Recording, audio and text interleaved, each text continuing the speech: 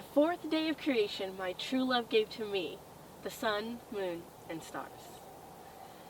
The sun to rule the day, and the moon to rule the night. It is amazing to be outside during the day and see the sun lighting up the sky, creating shadows, causing flowers to grow. Even when the day is completely overcast, the sun is still able to peek through, creating light. Even on the darkest day, light still shines. Have you ever been outside at night when the moon seems to be right in your backyard? The color a brilliant orange. But as the moon gets higher in the sky, it gets smaller and the light whiter. A beautiful sight. I enjoy observing the moon. The moon goes through different phases. This is caused by the rotation and position of the moon in the sky. So we have the new moon, the waxing crescent, the first quarter, waxing gibbous, the full moon, the waning gibbous, third quarter, waning crescent. This pattern continues throughout the month, 29 and a half days. One of my favorite ways to teach the phases or the moon is through Oreos. Take an Oreo apart and use the inside icing as each part of the phases of the moon. And of course, the most fun part is eating it afterwards. Only at times of a full moon is the whole moon lit up. The moon only shines where it has collected light from the sun. The moon does not reflect its own light. It can only give what it has been given. So when there is a new moon, the moon has not collected any light from the sun, so it has none to give. So when you go out at night, look up at the sky. If there is light coming from the moon, know that it has absorbed it from the reflection of the sun and is now reflecting it back to you. The moon also affects the tides. There are high tides and low tides. The gravitational pull of the moon generates a tidal force. Wherever the moon is, the water and the earth bulge toward the moon. This creates the high tide. And the low tide is on the opposite side of the earth where the bulge and gravitational pull are not present. The moon is very interesting and fun to learn about. Phases, tides, light, oh my! The lessons are out of this world. But there are lessons we can learn about the moon that apply to us as well.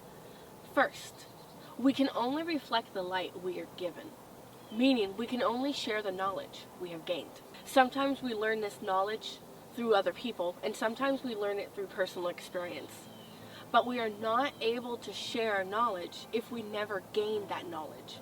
There is a lot of knowledge in this world, but I believe the most important knowledge is the knowledge of Jesus. Paul even said, "For I am determined not to know anything among you save Jesus Christ and Him crucified." 1 Corinthians 2:2. Am I saying book knowledge, street knowledge, common sense are not important? No, not at all. I don't even think Paul was saying that. But Jesus is the most important knowledge to have. It is life-changing knowledge. If we don't read the Bible, if we don't have a personal relationship with Jesus, the other knowledge means nothing. I can solve any math problem in my head, but if I don't know Jesus, that knowledge is worthless. I can have every important date in history memorized, but if I don't know Jesus, who cares? And I can't share the knowledge of the gospel if I don't have the knowledge of the gospel. I can only reflect the knowledge I have been given. There are times in our life where we know more. We are in a better place. We go through phases. Sometimes we have so much light to share, while others we find it hard to have any light at all. But God is so good. He works with us where we are. He gives us understanding when we ask for it. The righteousness of thy testimonies is everlasting. Give me understanding, and I shall live. Psalm 119, 144. Let my cry come near before thee, O Lord.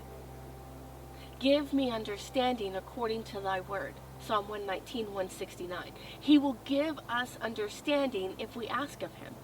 Shine the light you have in the phase of life you are in, and God will bless that knowledge. If you don't like a phase you're in, you can change it. The last lesson, do you want to draw people closer to you by drawing them closer to God? Or are you pushing them away? Are you turning people away from the light? Or are you pulling them closer? God can use you to draw all people unto God. John 12:32 says, "And I, when I am lifted up from the earth, will draw all men unto myself."